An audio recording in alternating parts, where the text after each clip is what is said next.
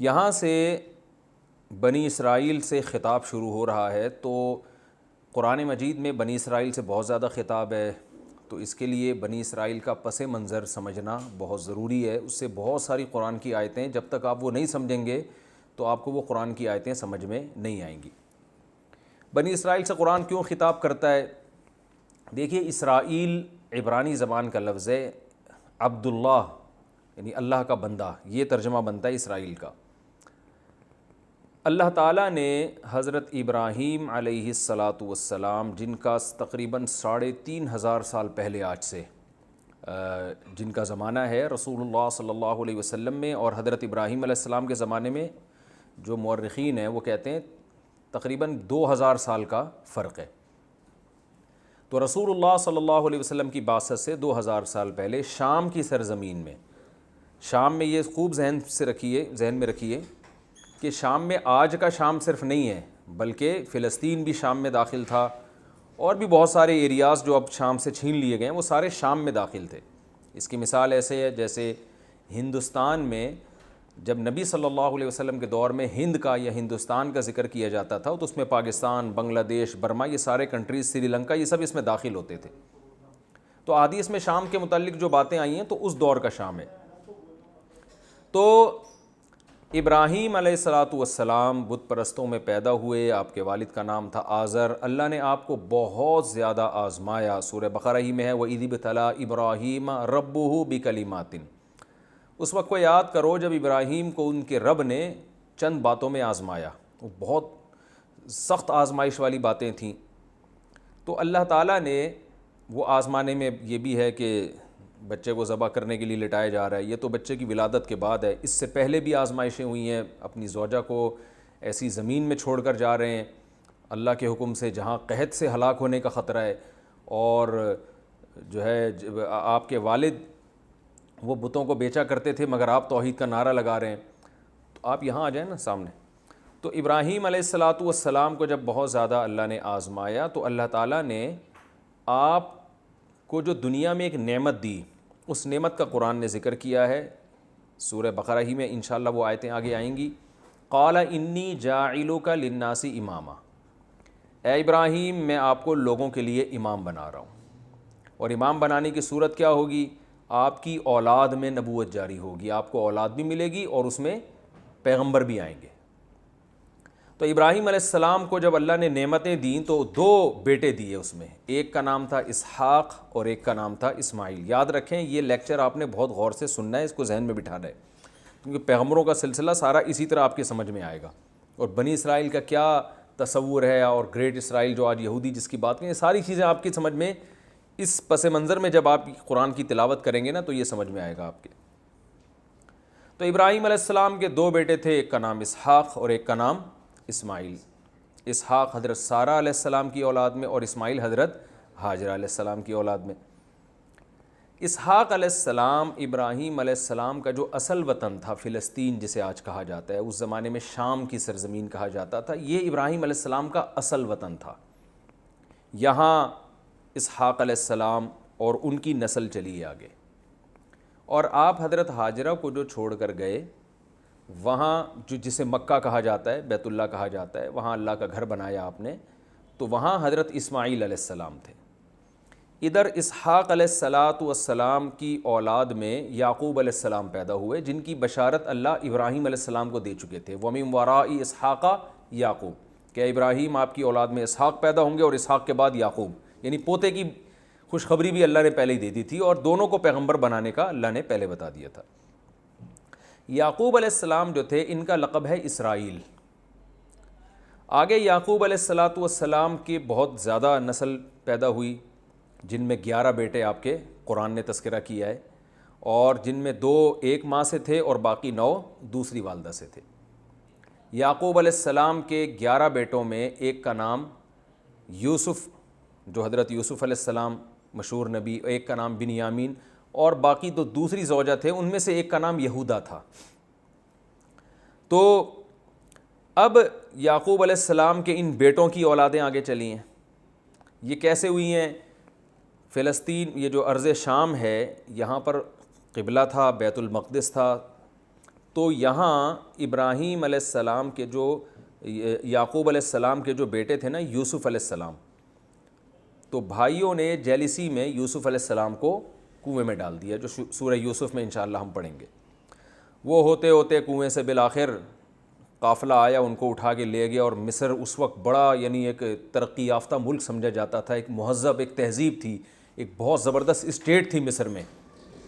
تو مصر کے بازاروں میں آپ فروخت ہوتے ہوتے بادشاہ کے محل میں پہنچ گئے، اور پھر وہ واقعہ قرآن نے بیان کیا، وہاں ترقی کرتے کرتے خوابوں کی تعبیر بتاتے تھے، قحط پڑا مصر میں تو ان کو حل بتایا، اور ان صفات کی بیس پہ آپ کو بالآخر مصر کا بادشاہ بنا دیا گیا۔ جب مصر کا بادشاہ آپ کو بنایا گیا تو یہ جو بنی اسرائیل تھے یہ سارے، یعنی یعقوب علیہ السلام بھی وہاں چلے گئے، حضرت یوسف علیہ السلام کی والدہ بھی، لوگ کہتے ہیں وہ والدہ نہیں خالہ تھی، مگر اس کی کوئی دلیل نہیں ہے، وہ والدہ ہی تھی۔ یوسف علیہ السلام کے والد، والدہ اور باقی جتنے بہن بھائی ہیں، کہا جاتا ہے تقریباً یعقوب علیہ السلام کے 90 کے قریب افراد تھے اس وقت، خاندان بہت بڑا خاندان تھا، یہ تمام کا تمام موو کر گیا مصر، جو ارض شام کو چھوڑ کر کہاں چلا گیا؟ مصر۔ وہاں سہولتیں تھیں، وہاں بہت کچھ تھا، اور سب سے بڑی بات اپنے بیٹے کی حکومت ہے وہاں پر۔ تو پھر بنی اسرائیل کی نسل وہاں بہت تیزی سے بڑھی ہے۔ تو اس دوران بنی اسرائیل بڑھتے رہے، لیکن چونکہ ظاہر ہے یہ تھے اقلیت میں، اتنے تو نہیں تھے نا کہ مصر کی جو بت پرستوں کی آبادی یا جو مشرکین کی آبادی تھی اس کا تو مقابلہ نہیں کر سکتے تھے۔ تو وہی ہوا کہ چونکہ ان کے پاس ایک مذہب تھا، صحیح بات تھی، تو لوگ حسد کا شکار ہوتے ہوتے بالآخر ان کے ہاتھ سے حکومت چلی گئی، اور ان پر ظالم بادشاہ مسلط ہوتے رہے۔ ہر جگہ ایسے ہی ہوتا ہے کہ آپ جہاں بھی اہل اسلام کو دیکھتے ہیں تو اگر کوئی ان پہ غالب آئے تو وہ ظلم کرتا ہے، کیونکہ وہ چاہتا ہے کہ یہ مذہب ختم ہو، اس مذہب میں اٹریکشن ہوگی نا تو اسی کو ختم کرنے کی کوشش کریں گے۔ تو اس زمانے میں جو بھی مصر میں بادشاہ آیا کرتا تھا اس کا لقب فرعون ہوتا تھا، یعنی یہ نہیں کہ فرعون مخصوص بادشاہ کا نام ہے، مصر کے ہر بادشاہ کو کیا کہا جاتا تھا؟ فرعون۔ تو یہ والا جو فرعون ہے، یہ جس کو قرآن فرعون کہتا ہے، یہ وہ مخصوص بادشاہ ہے جو موسیٰ علیہ السلام کے مقابلے میں آیا۔ تو خیر بنی اسرائیل پہ پھر ظلم ہوتے رہے، اور یہ جو اس وقت کی سیکولر حکومتیں کہہ سکتے ہیں آپ، سیکولر تو نہیں بلکہ جو اپنی عبادت کرواتی تھیں، ان حکومتوں نے کو یہ ڈر تھا کہ بنی اسرائیل ہی ہیں جو ہمارے مقابلے میں آ کے کھڑے ہو سکیں، کیونکہ ایسا ایک نظریہ ہے، ایک دعوت ہے جو ہمیں غلط قرار دے سکتے ہیں۔ تو ان پہ انہوں نے ظلم ستم شروع کر دیے، یہاں تک کہ فرعون کو خواب آیا کہ بنی اسرائیل میں ایک بچہ پیدا ہو رہا ہے جو میری حکومت کا خاتمہ کر رہا ہے۔ تو یہ جو فرعون جس کا قرآن میں ذکر ہے، اس فرعون نے کیا کیا؟ پھر بنی اسرائیل پہ ظلم کرنا شروع کر دیے۔ قرآن نے جگہ جگہ بیان کیا، یہاں بھی آئے گا کہ بیٹوں کو قتل کر دیا کرتا تھا اور عورتوں کو غلام اور باندیاں بنا لیا کرتا تھا، نسل ختم کرنا شروع کی۔ اسی میں اللہ تعالیٰ نے موسیٰ علیہ السلام کو پیدا کیا، جس کا ہم واقعہ پڑھیں گے انشاءاللہ آگے، بڑا دلچسپ واقعہ ہے کہ موسیٰ کی ماں کے دل میں ہم نے ڈالا کہ بچے کو صندوق کے حوالے کر دیں، اور وہ صندوق دریا کی موجوں کے حوالے ہوا، اور بالآخر فرعون ہی کے دربار میں اللہ نے حضرت موسیٰ کو پال کے دکھایا۔ تو موسیٰ علیہ السلام کے ذریعے پھر فرعون کو اللہ نے تباہ و برباد کیا۔ بنی اسرائیل میں اتنی سکت نہیں تھی کہ فرعون سے لڑ سکتے تھے وہ، کیونکہ غلام تھے، مینورٹی میں تھے، اور تھے بھی محکوم، غلام سے مراد محکوم قوم تھے۔ تو اللہ نے اپنی قدرت سے ہی فرعون کو دریا میں غرق کر دیا۔ اب جب دریا میں غرق کیا، بنی اسرائیل نے حضرت موسیٰ کو بہت ستایا، اور وہ ان احسانات کو نہیں مانا انہوں نے تہ دل سے، کچھ لوگ تو تھے لیکن میجورٹی ایسے ہی تھی۔ تو پھر تورات ملی ان کو، اللہ کے حکام پر عمل کرنے کا حکم دیا۔ پھر موسیٰ علیہ السلام نے ان کو حکم دیا کہ اب جو تمہارا اصل وطن ہے نا شام، جہاں یعقوب علیہ السلام تھے، وہاں پر، یعنی موسیٰ علیہ السلام بھی حضرت یعقوب علیہ السلام کی اولادی میں ہیں، کہ اب جو ہمارا اصل وطن ہے، اللہ کا حکم ہے، ہم وہاں قوم عمالقہ نے قبضہ کر لیا تھا، تو اب ہمیں حکم ہے کہ ہم جہاد کر کے اس قوم کو شکست دیں۔ بھائی اب یہ تو نہیں کہ سارے کام اللہ خود ہی کرے گا، فرعون کو تو اللہ نے تباہ کر دیا جو بڑا دشمن تھا، جو تمہارے بس میں نہیں تھا، اب تمہیں بھی کچھ کرنا پڑے گا، تو اب جاؤ لڑو، ادخلوا الارض المقدسۃ التی کتب اللہ لکم، اس ارض مقدس میں داخل ہو جاؤ جو اللہ نے تمہاری قسمت میں لکھ دیا، یعنی پہلے بتا دیا کہ فتح ہوگی۔ یہاں بنی اسرائیل نے ڈنڈی ماری، اور بنی اسرائیل جو ہے وہ اتنی اللہ کی معجزے دیکھنے کے بعد بھی کہنے لگے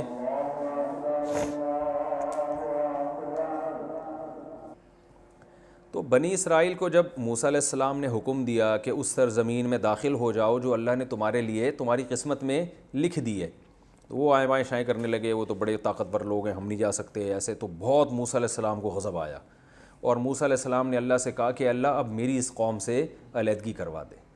سب کچھ ہو گیا، پھر بھی اتنے معجزے دیکھ لیے، خود ٹس سے مس ہونے کے لیے تیار نہیں ہے۔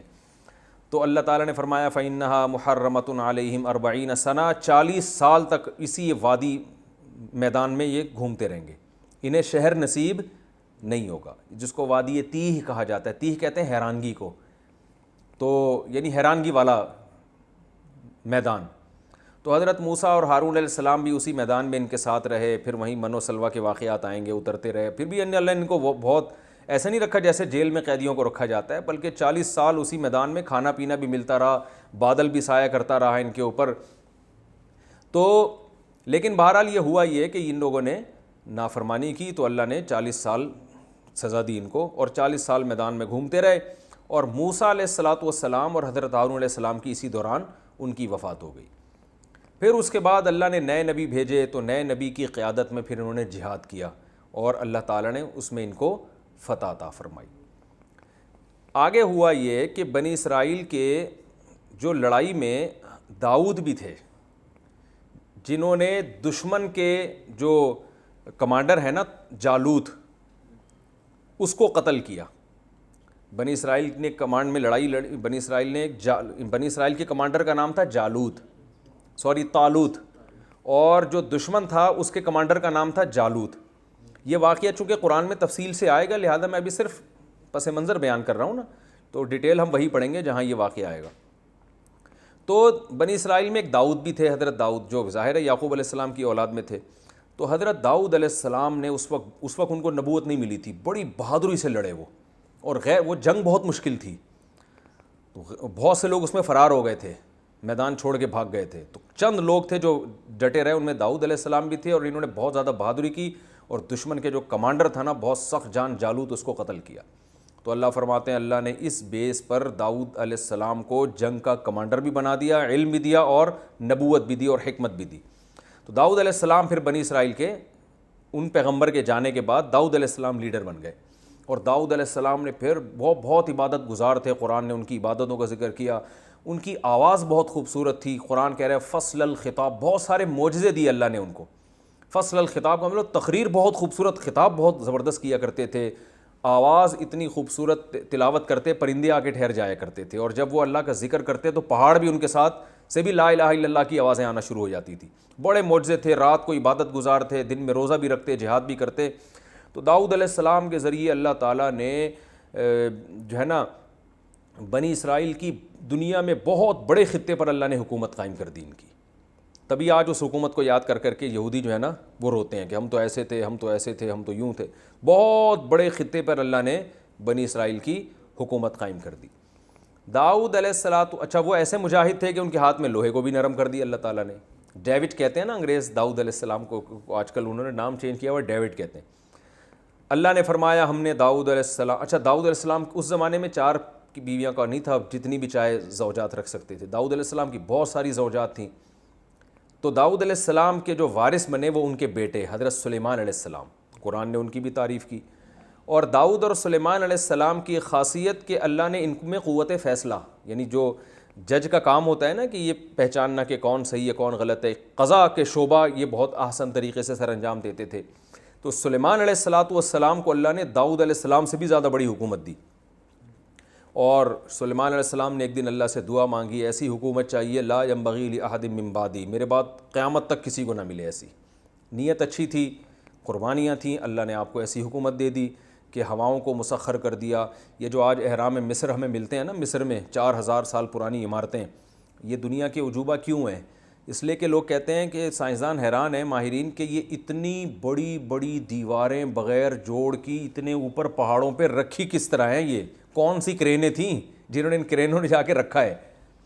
تو یہ عین ممکن ہے سلیمان علیہ السلام کے وہ تعمیراتی کام ہو جن کا قرآن نے ذکر کیا ہے، جو اسباب کی دنیا میں عام آدمی کے لیے ممکن نہیں ہے۔ تو جنات کو مسخر کر دیا، بڑے عمارتیں بنائیں انہوں نے، بہت اس سے یعنی پرندوں تک کی بولیاں اللہ نے سکھا دی ان کو۔ تو داؤد سلیمان علیہ، تبھی گورے جو ہے نا، گوروں کی کتابوں میں کنگ سلیمان کر کے ملتا ہے یہ، یعنی ان کا لقب بادشاہ بن گیا تھا. تو سلیمان علیہ السلام کے ذریعے حکومت قائم ہوئی. پھر سلیمان علیہ السلام کی اچانک ان کی بھی وفات ہوئی ہے، اور پھر بنی اسرائیل زوال کا شکار ہوئے. اللہ نے پے در پے ان میں بہت سارے پیغمبر بھیجے، کیونکہ اللہ قرآن میں کہتا ہے کہ ہم نے ان کو علم میں بھی دنیا پہ فضیلت دی تھی، چاہے وہ دین کا علم ہو یا دنیا کا. تو دنیا کے علم میں بھی لوگ ان کے محتاج، اور دین کے علم میں بھی لوگ ان کے محتاج، اور حکومت اور ریاست بھی ان کی تھی. ناقدری کرتے رہے اللہ تعالیٰ کی نعمتوں کی. پھر اللہ فرماتے ہم نے ان میں بہت کثرت سے پیغمبر بھیجے.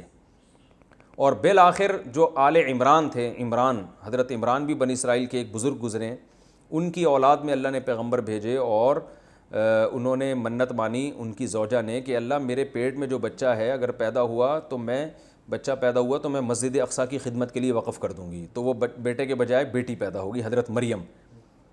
تو حضرت مریم کے خالو تھے زکریا علیہ السلام. زکریا علیہ السلام بھی بنی اسرائیل کے آخری نبیوں میں سے ایک نبی ہیں. زکریا علیہ السلام نے بڑھاپے میں اللہ سے اولاد مانگی، ان کو ملے یحییٰ علیہ السلام. تو یہ نسب آپ کو اس طرح سے یاد رہنا چاہیے کہ سب سے پہلے ابراہیم، پھر یعقوب علیہ السلام. اچھا، ادھر جو مکہ میں اسماعیل علیہ السلام ہے، ابھی ہم ان کا تذکرہ نہیں کرتے. یہاں سے ابراہیم علیہ السلام کے بیٹے اسحاق علیہ السلام، یعقوب علیہ السلام کے بیٹے یوسف علیہ السلام، پھر ان کی اولاد، انہی کے بھائیوں میں ایک یہودا بھی تھا. اب یہ جو یہودی ہیں، انہوں نے وہ سارے یہودا کی اولاد میں ہیں یا ان سب یعقوب علیہ السلام کی اولاد میں؟ تو ایسا معلوم ہوتا ہے وہ سب یعقوب علیہ السلام ہی کی اولاد میں، لیکن نسبت کس کی طرف کر دی؟ ایک بیٹے کی طرف. قبیلہ ایک بیٹے سے بھی نام لے لیا جاتا ہے نا، تو یہ یہودا کی طرف نسبت کر کے ان کو یہودی کہا جاتا ہے. تو پھر ان میں پھر یوسف علیہ السلام کا زمانہ ہے. پھر یوسف علیہ السلام کے بعد مشہور پیغمبروں میں موسیٰ علیہ السلام کا زمانہ ہے. پھر موسیٰ علیہ السلام کے بعد داؤد علیہ السلام، پھر سلیمان علیہ السلام. پھر اس کے بعد آگے چل کے حضرت عمران، جن کی نبوت کا قرآن نے تذکرہ نہیں کیا کہ وہ نبی تھے، ان کی پھر جو ہے نا ان کے خاندان میں حضرت زکریا علیہ السلام جو حضرت مریم کے خالو تھے. اور زکریا علیہ السلام کو اللہ نے بڑھاپے میں بیٹے دیے یحییٰ علیہ السلام. تو پتہ چلا زکریا علیہ السلام، یحییٰ علیہ السلام، حضرت مریم اور حضرت عیسیٰ، یہ چاروں ایک ہی دور کے ہیں. ٹھیک ہے نا. قرآن میں تو پوری صورت ہے آل عمران کے نام سے نا. تو حضرت عمران کا اللہ نے فضیلت بیان کی ہے کہ ہم نے آل عمران کو بڑی فضیلت دی تھی. بنی اسرائیل میں بھی آل عمران کو اللہ نے فضیلت دی. تو حضرت عمران جو تھے، ان کی زوجہ نے منت مانی تھی کہ میں اپنے بچے کو بیت المقدس کی خدمت کے لیے وقف کروں گی. تو بیٹا کے بجائے کیا پیدا ہوا؟ بیٹی. تو حضرت مریم کے خالو کون تھے؟ حضرت زکریا. تو حضرت مریم کو بچپن سے پالا حضرت زکریا نے، کیونکہ حضرت مریم کی والدہ کا انتقال ہو گیا تھا. تو پھر خالہ نے کفالت کی. جو خالہ نے کفالت کی تو یہ یعنی جو سرپرستی میں آ گئے حضرت زکریا علیہ السلام کی، حضرت مریم. تو حضرت مریم کی بھی بڑی کرامتیں قرآن نے بیان کی ہیں، بہت عبادت گزار. پھر حضرت مریم کے بیٹے ہوئے حضرت عیسیٰ. تو بنی اسرائیل نے حضرت زکریا علیہ السلام کو بھی قتل کیا، یہودیوں نے اپنے پیغمبر کو، یعنی کافروں نے، دوسروں نے نہیں مارا، انہی نے قتل کیا. اور قرآن نے اس کی وجہ بیان کی ہے، جب بھی کوئی پیغمبر ایسی تعلیمات لے کر آتے جو ان کی خواہشات کے خلاف ہوتی ہیں، تو یا تو اس پیغمبر کا انکار کرتے یا اس کو قتل کر دیتے تھے. یہ چاہتے تھے ہمیں ہماری خواہشات کے مطابق دین چاہیے. تو زکریا علیہ السلام کو قتل کیا، یحییٰ علیہ السلام کو بھی قتل کیا گیا، اور حضرت عیسیٰ علیہ السلام کو بھی اپنے خیال کے مطابق قتل کیا. لیکن قرآن کہتا ہے کہ کیونکہ حضرت عیسیٰ بنی اسرائیل کے آخری پیغمبر ہیں، تو اللہ تعالیٰ نے حضرت عیسیٰ علیہ السلام کو آسمانوں پہ اٹھا لیا، اور قرب قیامت میں وہ یہودیوں سے انتقام لیں گے. یعنی اللہ نے کہا کہ اب یہ سلسلہ جو ہے یہاں حضرت عیسیٰ علیہ السلام کو میں محفوظ رکھوں گا، قرب قیامت میں نازل ہو کر نبی صلی اللہ علیہ وسلم کے دین کی گواہی دیں گے. ادھر دوسری طرف جب یعنی یہودیوں کی بدماشیاں بہت بڑھ گئیں، پیغمبروں کی ناقدری، تو اللہ تعالیٰ نے یہ روحانی سلسلہ جو حضرت ابراہیم کی ایک اولاد سے چلا آ رہا تھا، اسحاق، وہاں سے بند کر کے کہاں سے شروع کیا؟ حضرت اسماعیل. حضرت اسماعیل کی اولاد میں کوئی نبی نہیں گزرا. 2000 سال کے بعد جو ان کی اولاد میں اللہ نے سید الانبیاء محمد ابن عبداللہ صلی اللہ علیہ وسلم کو پیدا کیا. اور یہودیوں سے جو روحانی ان کی جو ایک اقتدار تھا وہ چھین کر کس کے حوالے کر دیا؟ بنی اسماعیل کے حوالے. تو بنی اسرائیل کے بجائے یہ کہاں ٹرانسفر ہو گیا؟ بنی اسماعیل. اور اللہ نے ایک ہی پیغمبر ایسے بھیجے جو تمام پیغمبروں کے سردار. تو اللہ نے دونوں کو نوازا، اسحاق علیہ السلام کو بھی، اسماعیل علیہ السلام کو بھی.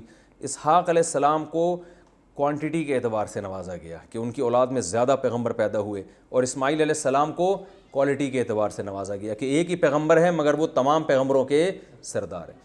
تو اب یہودی اس پہ جلا کرتے تھے کہ روحانی پیشوا تو ہم ہیں اور اقتدار تو ہمارے پاس رہا ہے۔ آج بھی تو اسرائیل، گریٹ اسرائیل کی محنت اس لیے ہو رہی ہے نا کہ یہ تو ہمارا تھا بیت المقدس، مسلمانوں کے پاس کہاں سے آ گیا یہ، اور ہماری تو اتنی بڑی بڑی خلافتیں تھیں۔ آج بھی یہودی نقشے بناتے ہیں اتنے بڑے بڑے کہ ہم اتنے بڑے، یعنی گریٹ اسرائیل جسے کہتے ہیں وہ۔ تو اللہ نے قرآن میں جگہ جگہ ان کو بتایا ہے کہ تم پہ اللہ نے جتنی نوازشات کی ہیں، جتنا تمہیں نوازا گیا ہے، اتنا دنیا کی کسی قوم کو نہیں نوازا گیا، مگر تم اس کے اہل نہیں تھے۔ یہ عمل نے بتایا اور تم خود اس پہ گواہ ہو۔ لہذا اب اگر بنی اسرائیل سے خلافت اور نبوت لے کے بنی اسماعیل کے حوالے کی جا رہی ہے تو تمہیں اس میں جیلسی کی ضرورت نہیں ہے، حسد مت کرو، بلکہ ایمان لے کر آؤ اس پیغمبر پر تاکہ تمہارے گناہوں کی تلافی ہو جائے۔ تو چونکہ دنیا بھی دیکھتی تھی بنی اسرائیل کی طرف کہ یہ کیوں نبی پر ایمان نہیں لے کر آ رہے، یہ تو ہم سے زیادہ پڑھے لکھے لوگ ہیں، مشرکین یہ کہا کرتے تھے کہ یہ تو ہم سے زیادہ پڑھے لکھے لوگ ہیں، یہ تو پیغمبروں پر ایمان رکھنے والے لوگ ہیں، یہ کیوں نہیں ایمان لے کر آ رہے۔ تو یہودیوں کا نبی صلی اللہ علیہ وسلم پہ ایمان نہ لانا یہ دوسری قوموں کے لیے بھی رکاوٹ بن رہا تھا۔ تو اللہ نے اس لیے الگ سے ہی بنی اسرائیل کو خطاب کیا کہ تم کیوں ایمان نہیں لے کر آتے، جبکہ تمہاری کتابوں میں بھی اس نبی صلی اللہ علیہ وسلم کا، نبی کا تذکرہ ملتا ہے۔ اور یہ یہودی جو یہاں کے آباد ہوئے تھے نا، یہودیوں کا اصل وطن تو شام تھا، مدینہ میں قافلہ گزر رہا تھا تو انہوں نے کھجور کے درخت دیکھے، تو وہ قافلہ وہیں اسی نیت سے ٹھہر گیا تھا کہ ہمیں جو آخری نبی کی علامتیں ملتی ہیں، اس کی علامتوں کی جو سرزمین ہے نا، یہاں وہ علامتیں ہمیں نظر آتا ہے کہ آخری نبی یہاں ظاہر ہوں گے۔ تو بہت سے لوگ یہودیوں کے وہاں آ کے اسی نیت سے آباد ہو گئے تھے کہ ہم جب نبی ہجرت کر کے ادھر آئیں گے تو ہم ان پر ایمان لے کر آئیں گے۔ لیکن جب نبی صلی اللہ علیہ وسلم نے ہجرت کی تو ان کو حسد کی آگ نے پکڑ لیا کہ ہم کیوں ایک عربی کو کیوں مانیں ہم، اور ہم تو پڑھے لکھے لوگ ہیں، امی کی ہم اقتدا کیوں کریں۔ تو یہ تھوڑا سا پس منظر تھا تاکہ آگے آیتوں کو سمجھنے میں اس کی آپ کو جو ہے مدد ملے۔ اللہ تعالیٰ سمجھنے کی، عمل کرنے کی توفیق عطا فرمائے۔ بسم اللہ الرحمن الرحیم۔ سورہ بقرہ کا 5واں رکوع۔ اس سورہ بقرہ کا 5واں رکوع، اس رکوع کا میں ترجمہ بھی کر چکا ہوں، اور کچھ بنی اسرائیل سے متعلق ہے یہ رکوع، تو میں کچھ بنی اسرائیل کی تاریخ بتا رہا تھا تاکہ قرآن مجید میں جہاں بھی بنی اسرائیل کا تذکرہ آئے گا تو آپ کو کچھ ایک خاکہ ذہن میں آ جائے گا۔ تو میں نے پچھلے لیکچر میں یہ بتایا تھا کہ بنی اسرائیل سے جو خصوصی خطاب ہے قرآن مجید میں، اور ان کا تذکرہ بھی بہت زیادہ، وہ 2 وجہ سے۔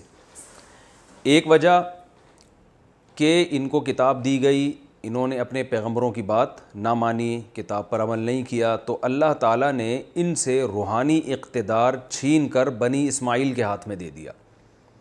تو یہ بتانا مقصد ہے۔ تو یہودی بار بار اعتراض کرتے تھے کہ یہ ہم میں کیوں نہیں، ہم کیوں کسی اور کو فالو کریں، تو اس کی وجہ بتائی گئی۔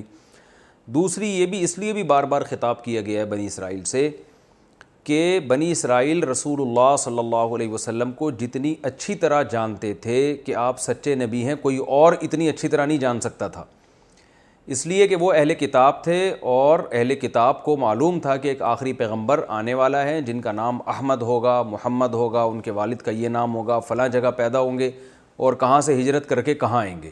بلکہ یہودی جو مدینہ میں آباد ہوئے اس کی وجہ بھی یہی تھی کہ آخری نبی آئے گا تو ہم یہاں پر آباد ہوں گے، وہ یہاں ہجرت کر کے آئے گا، تو اس لیے قرآن ان کو بھی خطاب کرتا تھا۔ تو یعنی بنی اسرائیل کو بھی قرآن نے بہت خطاب کیا کہ تم پہلے ایمان لے کر آؤ تاکہ تمہیں دیکھ کر دوسرے لوگ بھی ایمان لے کر آئیں۔ یا بنی اسرائیل، اے اسرائیل والو، اذکروا نعمتی التی انعمت علیکم، میری ان نعمت کو یاد کرو جو میں نے تم پر کی تھی۔ وہ کیا نعمت تھی؟ حضرت موسیٰ علیہ السلام کا ان میں آنا، پھر فرعون سے نجات ملنا، پھر زمین پر داؤد اور سلیمان علیہ السلام کے ذریعے ان کی حکومت کا قائم ہونا، اور علم، اور روحانی علم اور مادی علم دونوں میں اللہ نے ان کو فضیلت دی تھی۔ اسی نعمت کا تذکرہ ہے کہ اس کو یاد کرو۔ یاد کرنے کا مطلب کیا ہے؟ اس کو یاد کر کے اللہ کا شکر ادا کرو، اور شکر کا مطلب کیا ہے؟ اللہ کے پیغمبر پر ایمان لے کر آؤ، کیونکہ اصل مقصد تو اللہ کی ذات ہے نا، وہ جس کو بھی رسول بنا کے بھیجے گا اگر دلائل سے اس کا رسول ہونا ثابت ہوگا تو اس پر ایمان نہ لانا یہ اللہ کی ناشکری ہے۔ وَأَوْفُوا بِعَهْدِي، اور میرے عہد کو پورا کرو۔ یعنی میں نے جو تم سے عہد لیا ہے وہ عہد کیا لیا ہے کہ تم میری اطاعت کرو گے، میرے پیغمبروں پر ایمان لاؤ گے، ان کو فالو کرو گے، اوفی بعہدکم، تو تم سے جو میں نے عہد کیا تھا وہ میں پورا کروں گا۔ وہ اللہ نے عہد کیا کیا تھا، اگر تم ایمان لاؤ گے تو اللہ تمہیں زمین کی حکومت دے گا۔ تو جب بھی بنی اسرائیل نے اللہ کی اطاعت کی ہے، جیسے پہلے جہاد کیا تھا اللہ کے کہنے سے، تو داؤد علیہ السلام کے ذریعے حکومت قائم ہو گئی، تو اب بھی اللہ تعالیٰ فرما رہے ہیں کہ تم میری اطاعت کرو گے اور میرے عہد کو پورا کرو گے، یعنی پیغمبر پر ایمان لاؤ گے، تو اب بھی میں تمہیں زمین کی حکومت دے دوں گا۔ تو صحابہ نے اس حکم کو فالو کیا، اللہ نے ان کو زمین کی حکومت دے دی۔ اور اسلامی دنیا میں کہا جاتا ہے کہ جو قرون اولیٰ کے مسلمان تھے، دنیا میں کوئی ایسی جگہ جو مہذب ہو اور وہاں اسلامی حکومت نہ ہو ایسا نہیں تھا، یعنی پوری دنیا پہ اللہ نے حکومت قائم کی۔ تو اللہ فرماتا ہے یہودیوں سے کہ اگر تم ایمان لے آؤ گے تو میں بھی اپنے عہد کو پورا کروں گا، یعنی تمہیں بھی زمین کی بھی حکومت دوں گا اور آخرت میں جو وعدے کیے ہیں وہ بھی پورے کروں گا۔ وَلَا تَكُونُوا، ہاں، وَإِيَّايَ فَارْهَبُونَ، اور صرف مجھ ہی سے ڈرو۔ وَآمِنُوا بِمَا أَنزَلْتُ، اور میں نے جو قرآن نازل کیا ہے اس پر ایمان لے کر آؤ۔ مُصَدِّقًا لِمَا مَعَكُمْ، اور یہ قرآن ان کتابوں کی بھی تصدیق کرتا ہے جو تمہارے پاس پہلے سے موجود ہیں، یعنی تورات۔ دیکھیے یہ قرآن بار بار یہ کیوں کہتا ہے کہ ایسی کتاب پر ایمان لاؤ جو تمہارے دین کی بھی تصدیق کرتی ہے اور تمہاری کتابوں کی بھی تصدیق کرتی ہے؟ وجہ اس کی یہ ہے کہ اگر آپ دلائل سے پہلے کسی پیغمبر پر ایمان لے آئے اور اس کو آپ نے سچا مان لیا، اب کوئی نیا شخص آ کے یہ کہتے کہ پہلے والے سارے غلط تھے، تو اب انسان کے لیے آزمائش بڑھ جاتی ہے کہ جن پر ایمان لا چکا ہے ان سے ہٹایا جا رہا ہے، ان کو غلط قرار دیا جا رہا ہے اور اس کو سچا قرار دیا جا رہا ہے نئے والے کو۔ تو اس میں آزمائش یہ ہوگی کہ ان پر بھی، پہلے والوں پر بھی آپ ایمان لے کر آئے تھے، ان کے معجزے دیکھ کر، ان کی تعلیمات، پاکیزہ تعلیمات دیکھ کر، نیا والا بھی یہی کر رہا ہے لیکن وہ پرانوں کی تصدیق نہیں کر رہا، تو اب انسان کنفیوز ہوگا بھائی یہ والے صحیح تھے کہ وہ والے صحیح تھے، تو یہ بہت بڑی مصیبت میں انسان پھنس جاتا ہے۔ تو اللہ نے انسان کو ایسی آزمائش میں نہیں ڈالا۔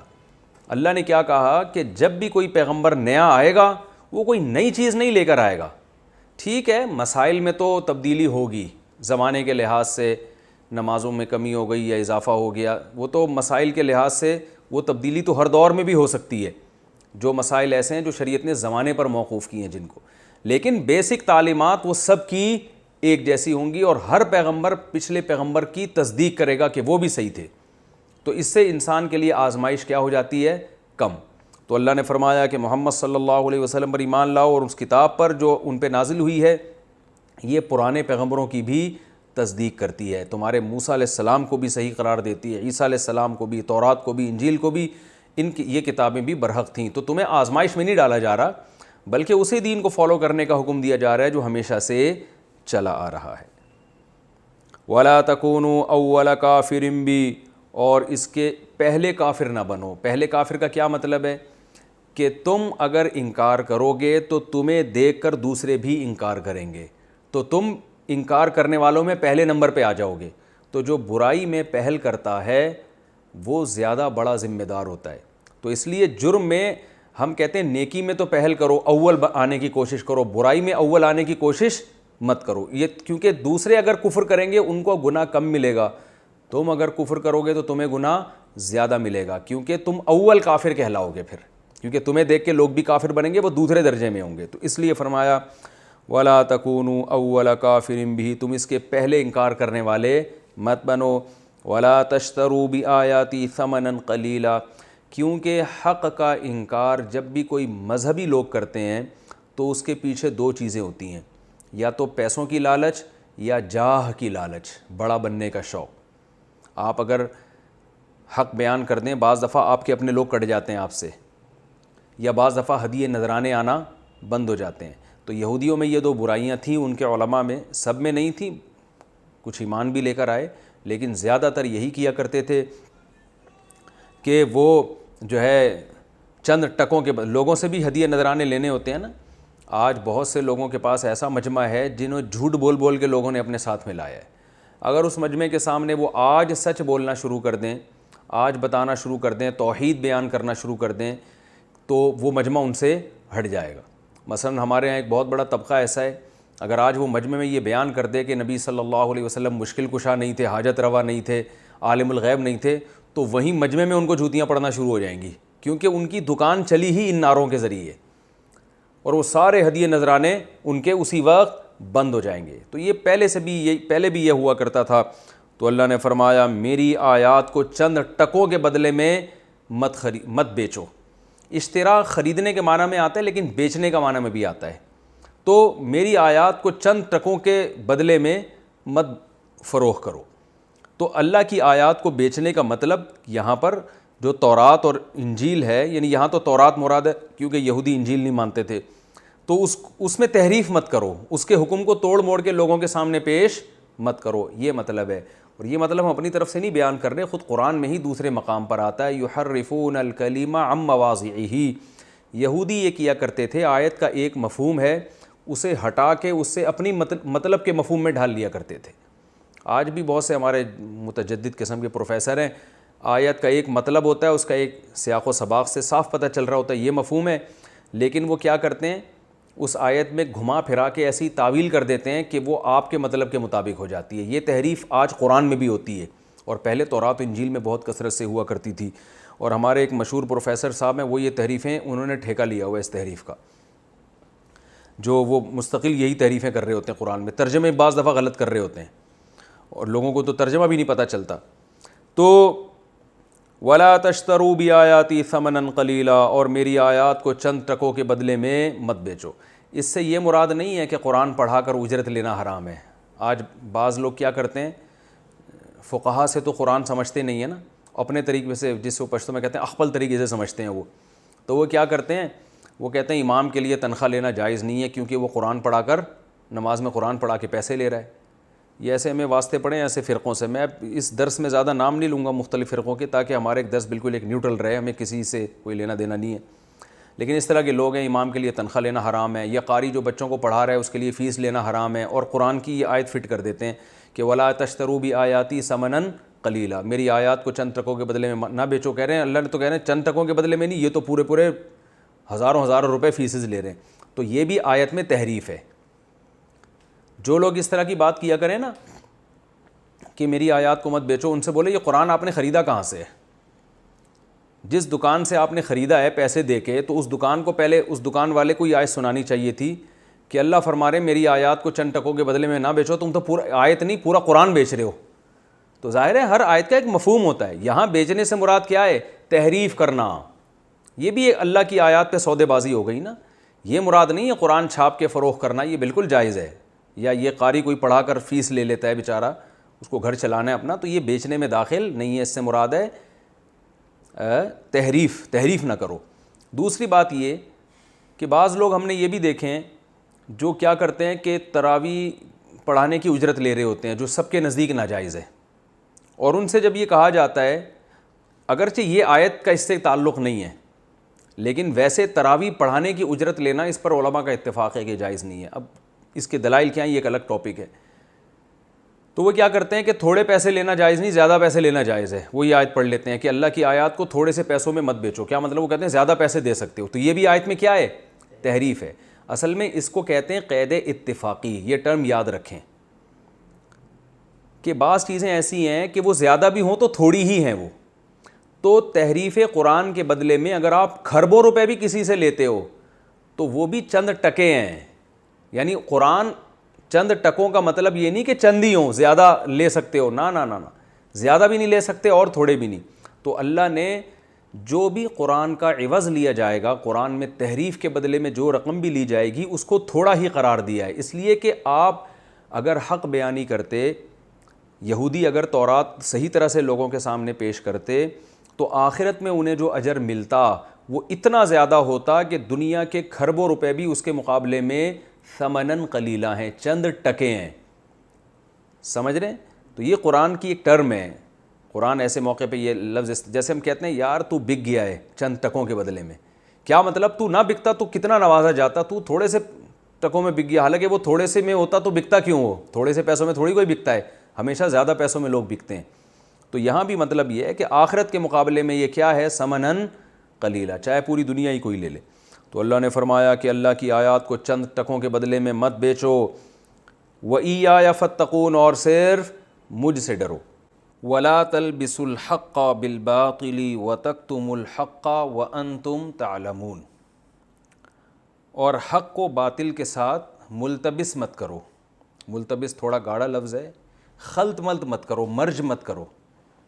جتنے بھی باطل لوگ ہیں نا، تو یاد رکھیے ایسا کبھی نہیں ہوتا کہ وہ ہر بات ہی غلط کرتے ہوں، بلکہ غلط کے درمیان میں صحیح باتیں بھی اور ان صحیح میں ملا کے غلط بھی کر رہے ہوتے ہیں۔ آج بھی جتنے بھی آپ کو اسکالر نظر آئیں گے جو باطل ہیں، جو اسلام کا غلط نقشہ پیش کر رہے ہیں، وہ کچھ باتیں صحیح بھی کر رہے ہوتے ہیں۔ تو حق اور باطل کو آپس میں مرج مت کرو، حق کو حق رہنے دو، باطل کو باطل رہنے دو۔ تو یہودیوں نے جو تحریف کی ہے، اس میں جو ایک بہت بڑا جرم ان کا یہ بھی تھا کہ حق اور باطل کو آپس میں ملتبس کیا کرتے تھے۔ وَتَكْتُمُوا الْحَقَّ، اور حق کو چھپاؤ مت، کتمان حق سے۔ وَأَنْتُمْ تَعْلَمُونَ، جبکہ تم جانتے بھی ہو کہ حق کیا ہے اور باطل کیا ہے۔ کوئی جہالت میں اگر ایسا کام کرے تو قابل کسی حد تک وہ قابل معافی ہوتا ہے، لیکن تم جان بوجھ کے یہ کام مت کیا کرو۔ تو یہود سارے یہ کام کیا کرتے تھے۔ ان میں سب سے بڑا جو حق اور باطل میں وہ التباس کر رہے تھے وہ یہ کہ ایک طرف وہ یہ بھی کہتے تھے کہ نبی آنے والا ہے، لیکن جب پوچھا جاتا وہ کون سے نبی ہیں تو یہ نہیں بتاتے تھے کہ یہ محمد ابن عبداللہ ہیں، آپ صلی اللہ علیہ وسلم۔ تو یعنی جو اتنی مبہم بات تو کرتے تھے کہ نبی آئے گا، بھئی ساری علامتیں تو وہ ان نبی میں پائی جاتی ہیں، تو ایمان کیوں نہیں لے کر آتے؟ تو کہتے نہیں، یہ وہ نبی نہیں ہے۔ تو یہ بھی حق اور باطل کو مشتبہ کرنے والی بات ہے۔ فرمایا وَأَقِيمُوا الصَّلَاةَ وَآتُوا الزَّكَاةَ وَارْكَعُوا مَعَ الرَّاكِعِينَ، اور نماز قائم کرو اور زکوٰۃ ادا کرو اور رکوع کرنے والوں کے ساتھ رکوع کیا کرو۔ دیکھیں نماز کا حکم اللہ نے اس لیے دیا کہ نماز تواضع سکھاتی ہے۔ جب بھی یہودیوں کی برائی کیا تھی؟ حق کا انکار، اور اس انکار کی بیس کیا تھی؟ دو چیزیں ہوتی ہیں ہر برائی کے پیچھے عام طور پہ۔ نمبر ایک، مال کی محبت، پیسوں کی لالچ میں انسان حق نہیں بیان کر رہا ہوتا۔ نمبر دو، بڑا بننے کا شوق۔ مثال کے طور پر اگر آپ تسلیم کر لیتے ہیں کہ اللہ نے فلاں کو صلاحیت مجھ سے زیادہ دی ہے، تو ظاہر ہے لوگ اس کی طرف جانا شروع ہو جائیں گے، آپ چھوٹے اور وہ بڑا ہو جائے گا۔ تو یہ چیز بھی لوگوں کو روکتی ہے حق کے بیان کرنے سے۔ تو یہ چیز بھی لوگوں کو روکتی ہے حق کے بیان کرنے سے، تو نتیجہ یہ نکلتا ہے کہ آپ جیلسی کا شکار ہونا شروع ہو جاتے ہیں۔ تو اللہ تعالیٰ نے دونوں علاج بتائے ہیں۔ حق سے روکنے والی چیز کیا ہے؟ تکبر۔ تکبر ختم کرنے کا طریقہ کیا ہے؟ نماز۔ جب انسان اللہ کے سامنے جھکتا ہے، سجدہ کرتا ہے، سبحان ربی الاعلیٰ، سبحان ربی العظیم، یہ چیزیں پڑھتا ہے سوچ سمجھ کے، تو اس میں تواضع پیدا ہوتی ہے۔ اور دولت کی لالچ کیسے ختم ہوتی ہے؟ وہ زکوٰۃ سے۔ تو یہودیوں کو حکم دیا جا رہا ہے، اور یہودیوں کے ہی تو ہم سب کو حکم دیا جا رہا ہے۔ حضرت عمر رضی اللہ تعالیٰ عنہ جب ان آیات کی تلاوت کیا کرتے تھے تو فرمایا کرتے تھے مَضَى الْقَوْمُ فَمَا تُغْنَىٰ بِهَٰذِهِ الْآيَاتِ إِلَّا أَنْتُمْ، بنی اسرائیل تو گزر گئے، اب ان آیات میں ہم ہی سے خطاب ہو رہا ہے کہ بھئی وہ برائیاں تم نے اپنے اندر پیدا نہیں کرنی ہیں، کیونکہ یہ چیزیں آج ہمیں بھی حق سے روکتی ہیں۔ تو اللہ نے فرمایا نماز قائم کرو اور زکوٰۃ دو، وَارْكَعُوا مَعَ الرَّاكِعِينَ، اور جیسے دوسرے لوگ اللہ کے سامنے جھکتے ہیں، یہاں رکوع سے رکوع کرنا مراد نہیں ہے بلکہ اللہ کے سامنے جھکنا۔ تو جیسے دوسرے لوگ اللہ کے سامنے جھکتے ہیں، تم بھی اللہ کے سامنے جھکا کرو۔ یہاں یاد رکھیں مع کا معنی یہ نہیں ہے کہ دوسرے جب جھک رہے ہو تو تم بھی جماعت کی نماز میں شریک ہو کے ان کے ساتھ جھکو، وہ ایک الگ حکم ہے جماعت سے نماز پڑھنا۔ یہاں یہ ہے کہ اس فعل میں تمہیں بھی ان کے ساتھ شریک ہونا ہے، یعنی جیسے دوسرے اللہ کے سامنے جھک رہے ہیں اللہ کے حکم کے سامنے، تم نے بھی اللہ کے حکم کے سامنے جھکنا ہے۔ کیونکہ یہودی کہتے تھے ہم الگ مخلوق ہیں، ہم الگ ٹائپ کے لوگ ہیں، جو پبلک جو کر رہی ہے ہم وہ نہیں کریں گے۔ اس کی مثال ایسے ہے جیسے مشرکین مکہ بیت اللہ میں ان کو یہ زعم تھا کہ بیت اللہ کی چابیاں ہمارے پاس، بیت اللہ کے رکھوالے ہم، تو عام پبلک جو دوسری دنیا سے آئے گی اس کا حج کا طریقہ جو ہوگا ہمارا وہ والا نہیں ہوگا، ہمارا تھوڑا سا ڈیفرنٹ ہوگا، لہذا وہ بعض ارکان ادا نہیں کرتے تھے۔ تو قرآن میں کہا ثم افیضوا من حیث افاض الناس، جیسے سب لوگ منہ سے لوٹتے ہیں نا، تم نے بھی کیا کرنا ہے؟ لوٹ کے واپس آنا ہے۔ تو تمہارے لیے کوئی الگ طریقہ نہیں ہوگا حج کا۔ تو یہاں بھی یہ تھا کہ بھئی ہم کیوں جیسے دوسرے لوگ رکوع کر رہے ہیں، سجدہ کر رہے ہیں، اللہ کے سامنے جھک رہے ہیں، ہم کیوں جھکیں؟ ہم تو بنی اسرائیل کی اولاد ہیں، ہم تو یعقوب علیہ السلام کی اولاد میں، ہم تو اللہ کے بیٹے ہیں، ہم تو یوں ہیں۔ اللہ نے فرمایا جیسے سب اللہ کی اطاعت کر رہے ہیں، اللہ کو فالو کر رہے ہیں، تمہیں بھی اللہ کی اطاعت اور اس کی فرما برداری کرنی پڑے گی. تو یہاں رکوع سے یہ بھی مراد ہو سکتا ہے نماز والا نماز میں جھکنا جس میں رکوع بھی آ گیا سجدہ بھی آ گیا, اور رکوع سے اللہ کے حکم کے سامنے اپنے آپ کو سپرد کر دینا, یہ دونوں اس آیت کے مفہوم میں داخل ہو سکتے ہیں. آگے فرمایا اتأمرون الناس بالبر وتنسون انفسکم.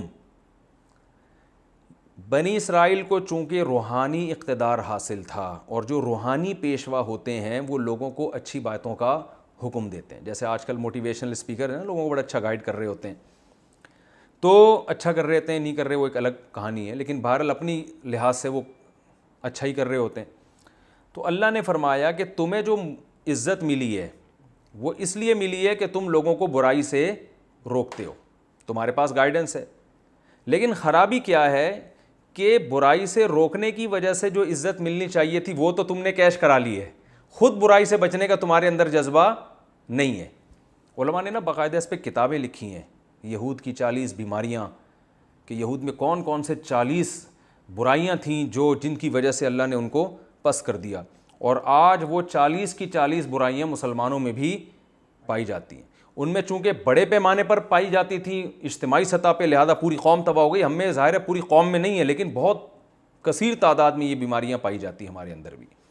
تو ان میں ایک بیماری یہ بھی ہے کہ دوسروں کو اچھی نصیحت کرنا تاکہ عزت ملے, لوگ سمجھیں آپ بہت اچھے ہیں بہت نیک ہیں, لیکن اپنے آپ کو بھول جانا. فرمایا تأمرون الناس بالبر, کیا تم لوگوں کو نیکی کا حکم دیتے ہو, وتنسون انفسکم, اور اسی وقت اپنے آپ کو بھول رہے ہوتے ہو, وانتم تتلون الکتاب, جب کہ تم کتاب یعنی اللہ کی کتاب کی تلاوت بھی کرتے ہو. تمہیں تو پتہ ہے کہ یہ کتنا بڑا جرم ہے. وانتم تعلمون, اور تم اس کے انجام کو جانتے بھی ہو. یعنی افلا تعقلون, تو کیا تم عقل سے کام نہیں لیتے. یہ بات خوب سمجھ لیں کہ اگر کوئی شخص خود کوئی نیکی نہیں کرتا یا خود کسی برائی سے نہیں بچتا تو اس کے لیے تبلیغ حرام نہیں ہے.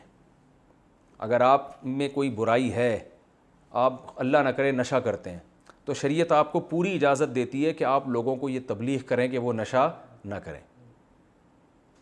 ہوتا یہ ہے کہ ایک آدمی ایک برائی میں مبتلا ہے, جب وہ دوسروں کو کہتا ہے کہ یہ برائی چھوڑو, دوسرے اسے طعنہ دیتے ہیں کہ تم خود تو نہیں چھوڑتے, تو وہ خود چھوڑتا تو نہیں ہے لیکن لوگوں کو کہنا چھوڑ دیتا ہے, تو یہ ایک نہیں بلکہ ڈبل جرم ہو جائے گا. تو یہ اصلاح کا یہ طریقہ نہیں ہے کہ آپ کسی کو, یعنی قرآن ان کو یہ نہیں کہہ رہا کہ تم لوگوں کو نیکی کا حکم کیوں کرتے ہو, وہ تو کرتے رہو لیکن اپنے آپ کو بھی فوکس کرو. اب اگر یہود کیا کرتے ہیں, نیکی کا کہتے ہیں ہم برائی کر رہے ہیں تو ہم نیکی کا حکم کہنا بھی دینا بھی چھوڑ دیں گے, تو یک نہ شد دو شد, وہ ایک گناہ کے بجائے کتنے گناہ ہو جاتے, ڈبل گناہ ہو جاتے. تو معاشرے کی اصلاح کا یہ طریقہ نہیں ہے کہ ایک آدمی برائی کر رہا ہے, وہ لوگوں کو اچھائی کی ترغیب دے رہا ہے تو آپ اسے اچھائی بھی چھڑوا دیں, بلکہ آپ اسے یہ کہیں کہ تمہاری زیادہ ذمہ داری ہے کہ تم برائی سے بچو, اچھائی کی ترغیب تو دیتے رہو لیکن اپنے آپ کو بھی فوکس کرو, اپنی طرف بھی توجہ دو. تو اللہ تعالیٰ کو یہودیوں سے یہ شکایت نہیں ہے کہ تم لوگوں کو نیکی کا حکم کیوں دیتے ہو, بلکہ شکایت یہ ہے کہ جب تمہاری ذمہ داری ہے نیکی کا حکم دیتے ہو, اور یقیناً دیتے رہو, یہ بڑا اچھا کام ہے, تو اپنے آپ کو بھی یاد رکھو, اس میں تمہاری ذمہ داری دوسروں سے زیادہ ہے. تو یہ مطلب ہے آیت کا. وَتَنْسَوْنَ أَنفُسَكُمْ, اور تم اپنے نفس کو بھول جاتے ہو, وَأَنْتُمْ تَتْلُونَ الْكِتَابَ, جب کہ تم کتاب کی تلاوت بھی کرتے ہو. قرآن میں یہ اور بھی جگہ پر آیا ہے کہ جو اللہ کی کتاب کی تلاوت کرتے ہیں ان کی ذمہ داریاں دوسروں سے زیادہ ہیں. تو یاد رکھیے کتاب کی تلاوت سے مراد ہے سمجھ کے تلاوت کرنا. تو جو قرآن کی تفسیر کے لیکچرز دے رہا ہے یا سن رہے ہیں, جو بھی علماء دے رہے ہیں, جو علماء سن رہے ہیں, جو عوام سن رہی ہے, تو وہ بھی انہی لوگوں میں داخل ہیں جو کتاب کی تلاوت کرتے ہیں, تو ان کی بھی ذمہ داری دوسروں سے زیادہ ہے. تو ہمیں اپنے گریبان میں جھانکنا چاہیے ہم ان آیتوں پر کتنا عمل کر رہے ہیں. فرمایا وَاسْتَعِینُوا بِالصَّبْرِ. اچھا یہاں ایک میں مضمون اور بیان کروں. قرآن مجید کی آیت ہے سورہ صف کی, جس میں اللہ تعالیٰ نے ارشاد فرمایا کہ یا ایھا الذین آمنوا لم تقولون ما لا تفعلون, وہ باتیں کہتے کیوں ہوں جس پر عمل نہیں کرتے. تو اس آیت سے بعض لوگوں نے کہا دیکھو جس چیز پر خود عمل نہ ہو تو وہ کہنا بھی جائز نہیں ہے. تو یہ یاد رکھیں یہاں پر یہ جو تقولون ہے نا کہ تم کہتے کیوں ہو, تو یہاں کہنے سے مراد ہے کہنے کا دعویٰ, کام کرنے کا دعویٰ. عربی میں قرآن مجید کو جو صحیح طرح سے جنہوں نے پڑھا ہے وہ جانتے ہیں کہ بعض دفعہ فعل بول کر ارادہ فعل مراد ہوتا ہے, بعض دفعہ فعل بول کر دعوی فعل مراد ہوتا ہے. اس کو میں آسان زبان میں سمجھاتا ہوں. قرآن میں آتا ہے یا ایھا الذین آمنوا اذا قمتم الی الصلاۃ فاغسلوا وجوہکم، اے ایمان والو جب نماز کے لیے کھڑے ہو جاؤ تو چہرے کو دھو اپنے۔ اب سوال پیدا ہو جب کھڑے ہی ہو گئے تو اب کیا دھوئیں گے؟ یہ تو کھڑے ہونے سے پہلے دھونا چاہیے تھا نا، نہیں آ رہا سمجھ میں میرا خیال ہے۔ تو یہاں مراد ہے جب تم کھڑے ہو جاؤ، جب کھڑے ہونے کا ارادہ کر رہو، تو ارادے کو حذف کر کے کھڑے ہونے سے تعبیر کر دیا۔ مراد کیا ہے؟ ارادہ۔ تو بعض دفعہ قرآن میں کوئی چیز کہی جا رہی ہوتی ہے لیکن مقصد اس چیز کا دعویٰ ہے۔ تو قرآن کی جو آیت ہے نا سورہ صف میں 28ویں پارے میں، جس میں آتا ہے ایسی بات کہتے کیوں ہو جس پر عمل نہیں، تو اس سے مراد ہے ایسی بات کا دعویٰ کیوں کرتے ہو جس پر عمل کرنا نہیں ہے۔ کیونکہ اس آیت کا شان نزول یہ تھا کہ بہت سے صحابہ نے یہ کہا تھا کہ ہم پہ جب جہاد فرض ہوگا ہم کریں گے، تو فرض کروائیں آپ جہاد، ہمیں لڑائی کی اجازت ملے۔ جب اجازت ملی تو وہ بہت مشکل تھا، تو بعض حضرات پس و پیش سے کام لینے لگے، تو اس پہ قرآن نے کہا ایسی چیز کا تم نے دعویٰ کیوں کیا تھا جس پر عمل کرتے نہیں ہو؟ تو دعویٰ کیا تھا کہ جب جہاد فرض ہوگا سب کے سب جائیں گے، تو اب بعض لوگ اس میں پیچھے ہٹ رہے تھے، تو ایسا کیوں ہٹ رہے ہو تم پیچھے؟ اس میں جو ہے نا پس و پیش سے کام کیوں لے رہے ہو؟ تو یہ مطلب ہے کہ ایسی چیز کا، یعنی میں اگر کوئی نیکی نہیں کرتا یا میں کر نہیں سکتا تو خام خواہ میں مجھے بڑی باتیں کرنے کی اجازت نہیں ہے کہ ہم تو اتنے سخی ہیں، ہم تو یوں ہیں، اور ایسا ہوگا تو ہم یوں کر کے دکھائیں گے۔ تو اس لیے اللہ نے فرمایا کہ وہی بات کا دعویٰ کیا کرو جس پر تم عمل کر سکتے ہو۔ تو اس کا تبلیغ سے کوئی تعلق نہیں ہے۔ تو علماء کا اس پر اجماع ہے کہ اگر آپ کے اندر کوئی برائی ہے تو آپ، یا کوئی نیکی آپ کے اندر نہیں ہے، تو آپ تبلیغ اس کی کر سکتے ہیں دوسروں کو۔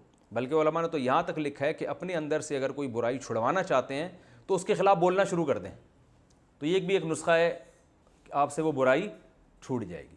آپ اگر نشہ کرتے ہیں تو شراب کے خلاف تقریریں شروع کر دیں، آپ خود آپ کے اندر ایک دل میں بات بیٹھ جائے گی کہ یہ کیا چیز ہے، یہ بری چیز ہے۔ ہاں دعویٰ نہ کریں کہ میں شراب نہیں پیتا، میں بہت نیک ہوں، حالانکہ آپ چھپ چھپ کے پیتے ہیں، ٹھیک ہے نا، تو یہ دعویٰ غلط ہو جائے گا۔ آپ نہیں پیتے، میں ایک مثال دے رہا ہوں۔ اللہ نے فرمایا وَاسْتَعِينُوا بِالصَّبْرِ وَالصَّلَاةِ، اور مدد طلب کرو صبر کے ذریعے اور نماز کے ذریعے۔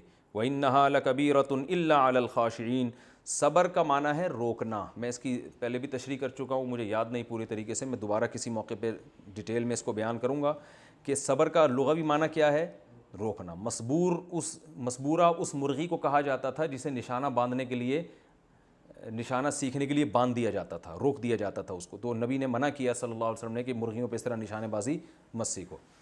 تو اپنے آپ کو کیا کرنا، روکنا۔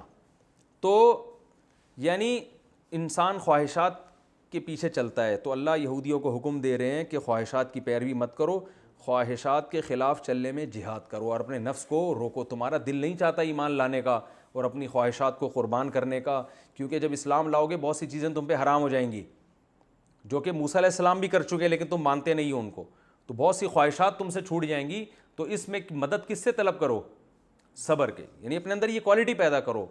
تو حدیث میں آتا ہے مَن یتصبر یصبرہ اللہ، سوال پیدا ہوتا ہے نا، صبر تو خود ایک مشکل کام ہے بھائی، ایک کڑوی دوا آپ سے پی نہیں جا رہی، تو حکیم آپ کو یہ مشورہ دیتا ہے کہ بھائی چینی ملا کے پی لو، تو پھر تو پی لیں گے آپ، لیکن وہ کہہ رہے کریلے کا شربت ملا کے پی لو، تو آپ کہیں گے وہ کون سا آسان ہے بھائی، کڑواہٹ سے بچنے کے لیے تمہیں بچنے کی، یعنی کڑوا ذائقہ ختم ہو جائے کسی طریقے سے، تو آپ تو اور کڑوا ملانے کا حکم دے رہے ہیں۔ تو سوال یہ پیدا ہوتا ہے کہ صبر کرنا بذات خود بھی تو ایک مشکل کام ہے نا، تو جب وہ اتنا مشکل کام کر سکتے ہیں تو باقی چیزیں نہیں کر سکتے۔ تو یہاں قرآن بیان کر رہا ہے کہ صبر کے ذریعے تمہیں مدد ملے گی۔ اس کی تشریح حدیث میں ہے، آپ صلی اللہ علیہ وسلم نے فرمایا مَن یتصبر یصبرہ اللہ، جو صبر کرنا چاہتا ہے نا اللہ اسے صبر کی توفیق دے دیتا ہے۔ یعنی صبر ایک ایسی نیکی ہے جو دیکھنے میں مشکل لگتی ہے، لیکن اس نیکی میں اللہ کی مدد دوسری نیکیوں کی نسبت زیادہ ہوتی ہے۔ تو اب ہم یوں مثال دے سکتے ہیں، بھائی کڑوی دوا نہیں پی جا رہی تو ایک ایسا کڑوی چیز ملا کے پی لو کہ وہ ہے تو کڑوی لیکن وہ تمہیں اتنی کڑوی لگے گی نہیں جتنی یہ لگ رہی ہے سیم، لیکن اس کا ٹیسٹ کچھ اس طرح کا ہے، وہ تمہاری فطرت سے میچ کرتا ہے۔ تو یہ بھی کڑوی ہے، لیکن اللہ نے فرمایا یہ ایسی چیز ہے جو یہ مانگتا ہے نا اللہ سے اور کوشش کرتا ہے، تو یہ والی نعمت اس کو مل جاتی ہے۔ تو اور دوسرا نماز، کیونکہ نماز میں کیا فائدہ ہوگا کہ اللہ کی طرف دھیان، تو یہ ساری قربانیاں ہم اللہ ہی کے لیے دے رہے ہیں، تو جب اللہ سے دوستی ہو جائے گی نماز کے ذریعے، کیونکہ دیکھیں جب بھی کسی سے تعلق بڑھانا ہو تو اس کے ساتھ سٹنگ کا ٹائم ڈیوریشن کیا کر دیں، بڑھا دیں۔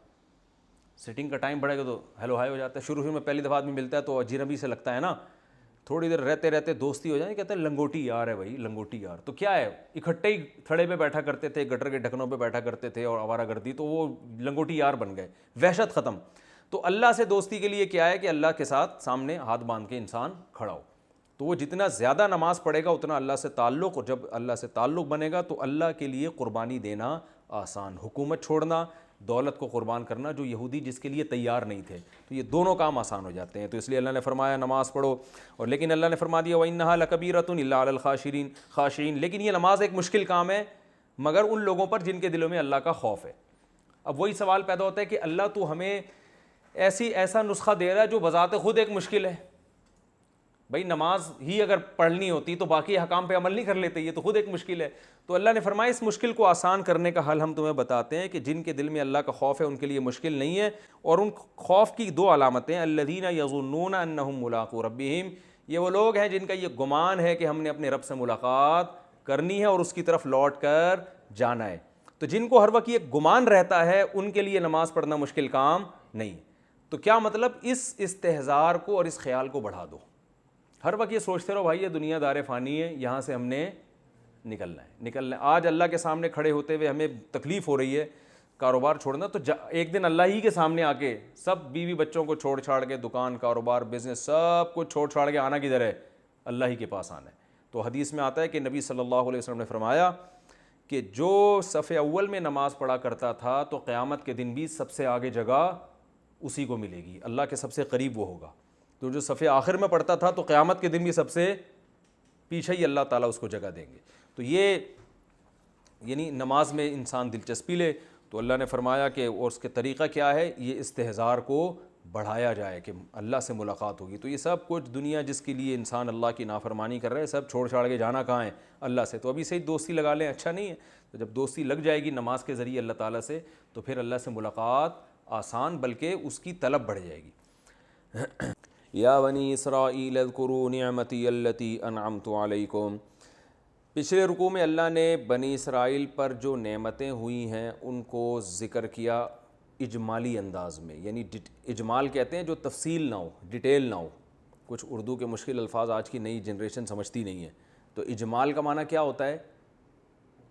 اجمال ڈیٹیل کی ضد ہے، اپوزٹ ہے، یعنی تفصیل سے آپ کوئی بات نہیں کرتے، مبہم بات کرتے ہیں، تو اسے ہم کیا کہتے ہیں؟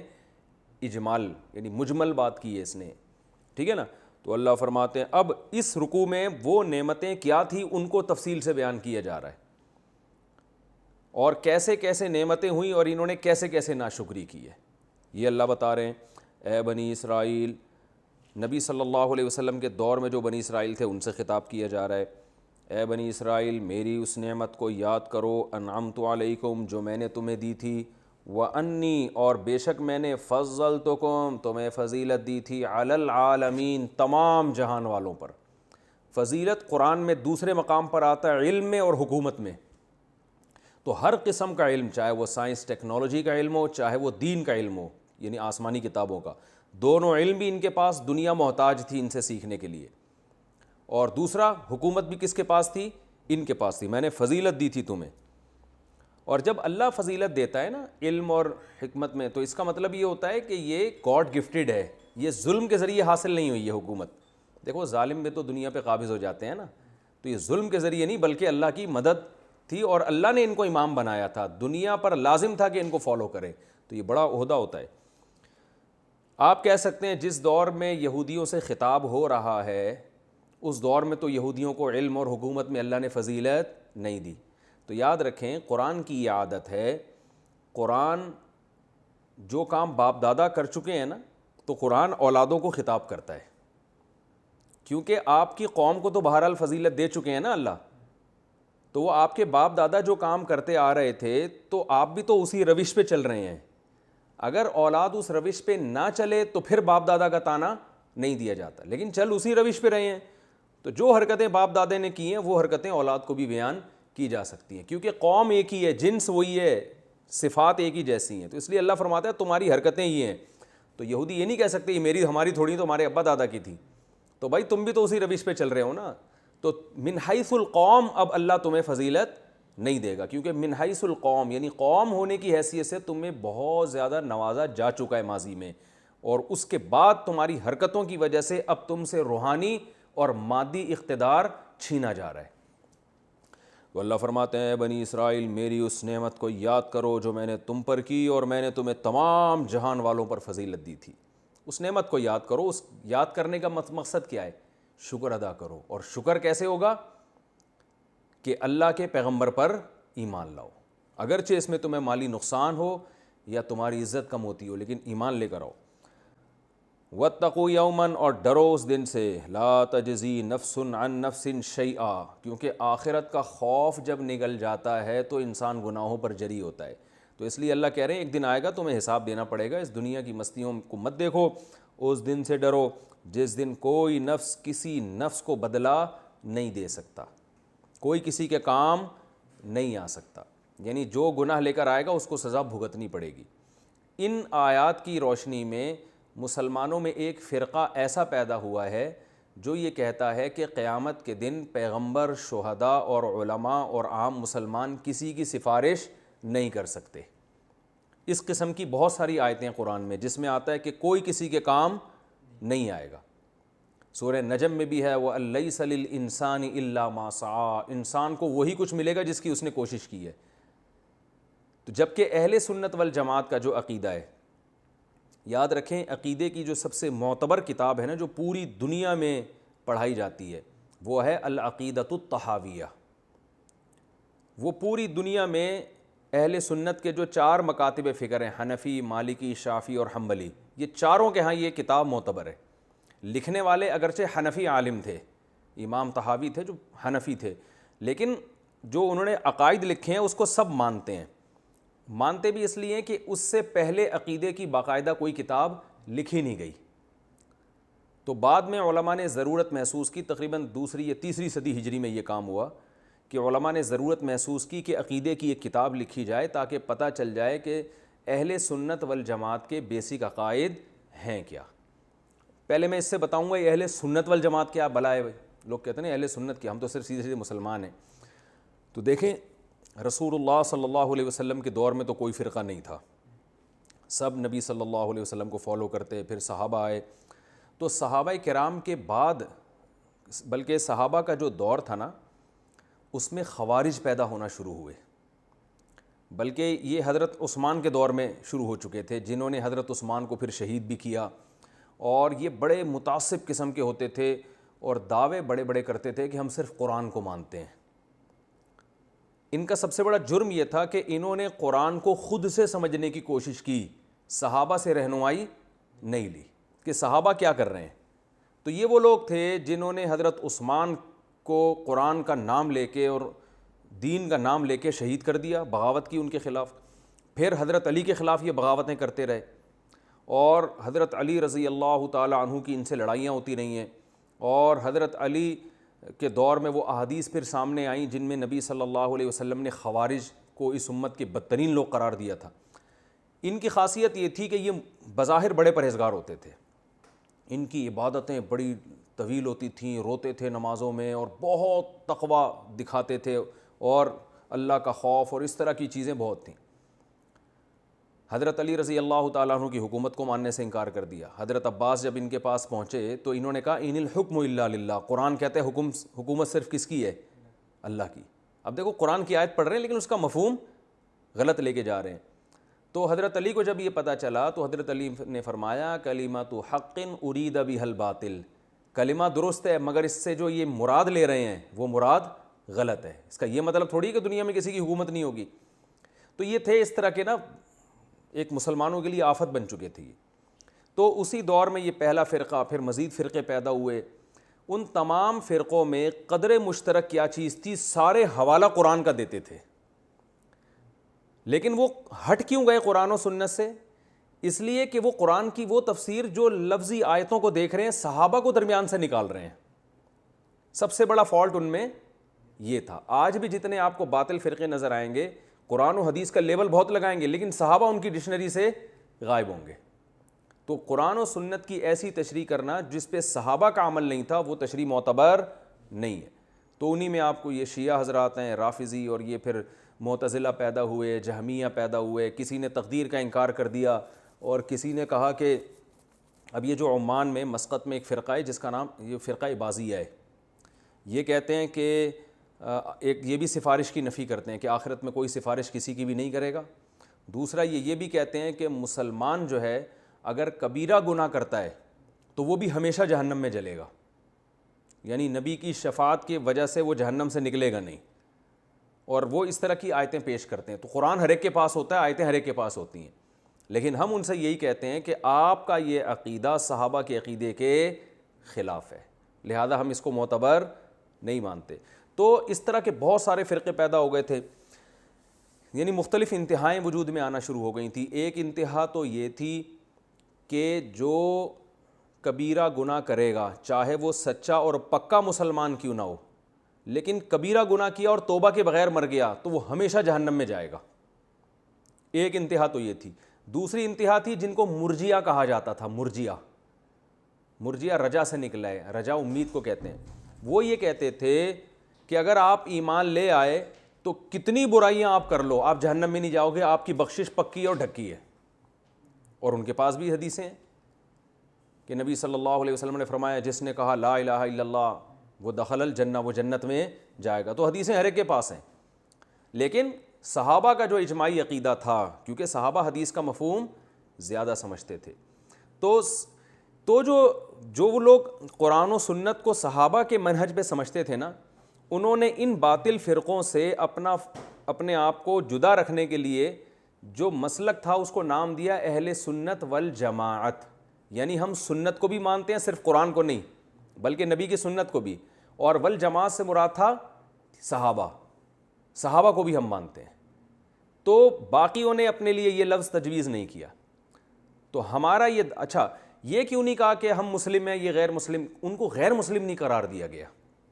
یہ معتزلہ جو تھے، جو تقدیر کے منکر، اور ان میں کچھ لوگ ایسے تھے جو یہ کہتے تھے کہ ہمیشہ مسلمان بھی جہنم میں جلے گا اگر گناہ کر لیا اس نے، اور کچھ ایسے تھے جو کہتے تھے کہ مسلمان اگر گناہ بھی کر لے تو بس ایمان ہی کافی ہے آخرت میں بخشش کے لیے۔ تو ان کو کافر کیوں نہیں کہتے تھے؟ کافر اس لیے نہیں کہتے تھے کہ اسلام میں فقہا کا اس پر اجماع ہے کہ کسی کو کافر ہونے کا فتویٰ دینا آسان کام نہیں ہے، کیونکہ وہ زبان سے بہرحال اللہ کو اللہ مان رہا ہے اور رسول اللہ صلی اللہ علیہ وسلم کو آخری نبی مان رہا ہے۔ ہاں اس میں تعویلات کر رہا ہے نا غلط سلط، تو کافر قرار دینے میں اس شریعت نے بہت احتیاط کی ہے۔ تو وہ ہمارے جو اکابر تھے، اسلاف تھے، تابعین، تبع تابعین، جو اہل سنت والجماعت کے راستے پر تھے، جو برحق تھے، انہوں نے ان کو بدعتی تو قرار دیا، گمراہ تو قرار دیا، مگر کافر قرار نہیں دیا، اس لیے کہ وہ کہتے تھے کہ یہ کافر قرار دینا بہت خطرناک معاملہ ہے۔ تو اگر ان کو کافر قرار دیتے تو ان کے مقابلے میں اپنے آپ کو کیا کہتے؟ مسلم، کیونکہ اپنے آپ کو جب مسلم کہہ رہے اس کا مطلب یہ کیا ہے؟ غیر مسلم، تو غیر مسلم تو کہتے نہیں تھے ان کو۔ تو اس لیے اب اپنے لیے ایسا نام تجویز کیا جائے تاکہ آپ ان سے کیا ہو جائیں؟ جدا ہو جائیں۔ تو وہ نام تجویز کیا گیا اہل سنت والجماعت، کہ ہم صرف قرآن کو نہیں مانتے، سنت کو بھی۔ دیکھو اہل حدیث والجماعت بھی نہیں کہا، حدیث میں اور سنت میں فرق ہے، کیونکہ حدیث نبی صلی اللہ علیہ وسلم کی بہت سی حدیثیں منسوخ ہیں، پھر وہ سنت نہیں کہلاتی۔ تو فقہا کی عادت ہوتی ہے کہ وہ یہ دیکھتے ہیں کہ نبی صلی اللہ علیہ وسلم کی کون سی حدیث ہے جس پر آپ نے اور صحابہ نے عمل کیا ہے، تو وہ حدیث قابل عمل ہوگی، تو اس کو سنت سے تعبیر کرتے ہیں۔ خیر، اہل سنت والکیا؟ جماعت۔ جماعت سے مراد سب سے پہلے صحابہ، پھر تابعین، جن تابعین نے صحابہ کو فالو کیا۔ تو تیسری یا چوتھی صدی ہجری میں امام طحاوی رحمہ اللہ تعالیٰ، میرا خیال ہے تیسری صدی ہجری کے عالم ہیں، تیسری یا چوتھی کے ہوں گے، اسی کے اوائل میں، کیونکہ ہمیں عقیدہ طحاویہ پڑھے ہوئے بھی بہت، میرا خیال ہے 25 سال تو ہو گئے ہوں گے۔ تو امام طحاوی رحمہ اللہ تعالیٰ یہ اسماعیل مزنی ان کے شاگرد تھے، اور اسماعیل مزنی جو تھے یہ امام شافعی رحمہ اللہ تعالیٰ کے مسلک پر تھے۔